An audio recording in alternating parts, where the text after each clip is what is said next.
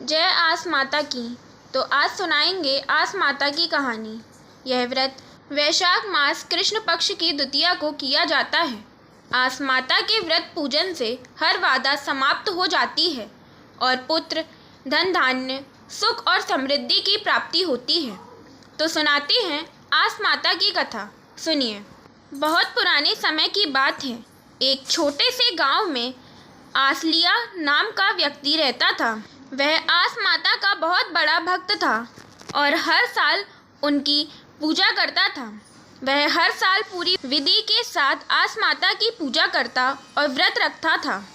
वह चौसर का एक मांझा हुआ खिलाड़ी था। उसकी एक खास बात यह थी कि वह चौसर में जीते या हारे, लेकिन चौसर खेलने के बाद ब्राह्मणों को भोजन जरूर कराता था। अक्सर यह ब्राह्मणों को भोजन कराने के लिए अपने घर लाता था, जिसके वजह से उसकी माँ और भाभियाँ उससे बहुत नाराज़ रहती थीं। एक दिन उसकी माँ कहती हैं कि तुम चौसर में चाहे जीतो या हारो, हमें उससे कोई फ़र्क नहीं पड़ता है। एक तो तुम कोई काम धाम करते हो नहीं और आए दिन किसी न किसी को भोजन कराने के लिए घर ले आते हो। ऐसा कहकर उसके परिवार वाले उसे घर से चले जाने के लिए कहते हैं। आसलिया अपने घर और गांव को छोड़कर शहर चले जाता है। शुरू में उसे बहुत परेशानियां होती हैं। कुछ दिन बाद आस माता का व्रत का समय आया। उसने सब कुछ छोड़कर आस माता का पूजन करने में लग गया। आस माता की कृपा से उसकी सारी परेशानियां खत्म हो गई। चौसर के खेल में वह शहर में भी प्रसिद्ध हो गया और उसके पास धन दौलत की कोई कमी नहीं रही। उसके चौसर के खेल की प्रतिभा के बारे में जानकर वहाँ के राजा ने उसे चौसर खेलने के लिए अपने महल में बुलाया।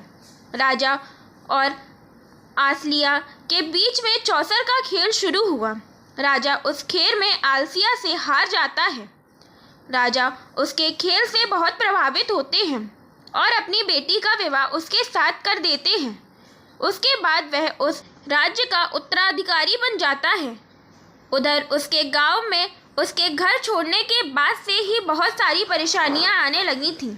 उसके परिवार वाले खाने पानी के लिए तरसने लगे थे। भूख प्यास से दुखी होकर भटकते हुए वह भी उस शहर में पहुंच जाते हैं जहां आसलिया राजा बन चुका था। शहर पहुंचने के बाद उन्होंने आलसिया के बारे में बात करते हुए लोगों से सुना। वे लोग बोल रहे थे कि आलसिया हर रोज़ ब्राह्मणों को भोजन कराता है और उसके जैसा चौसर कोई नहीं खेल सकता। यह सब बात सुनने के बाद उन्हें आलसिया की याद आ जाती है। अपनी भूख मिटाने के लिए वह सभी राजा के महल में पहुंच जाते हैं। उस दिन राजा स्वयं ही अपने हाथों से भोजन परोस रहे होते हैं। तभी उन्होंने अपने परिवार वालों को देखा। उन्हें देखकर आलसिया की आंखों में आंसू आ जाते हैं। वह अपने परिवार वालों को सभी लोगों से मिलवाता है।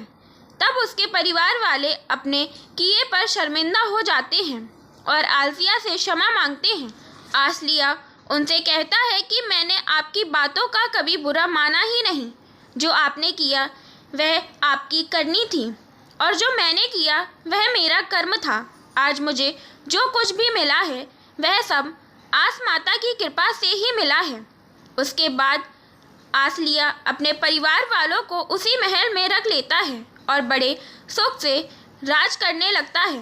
फिर सभी लोग मिलकर आस माता का व्रत और पूजा करते हैं। आस माता के व्रत में इस कथा को सुनने मात्र से आस माता हर आस पूरी करती हैं। तो बोलिए आस माता की जय।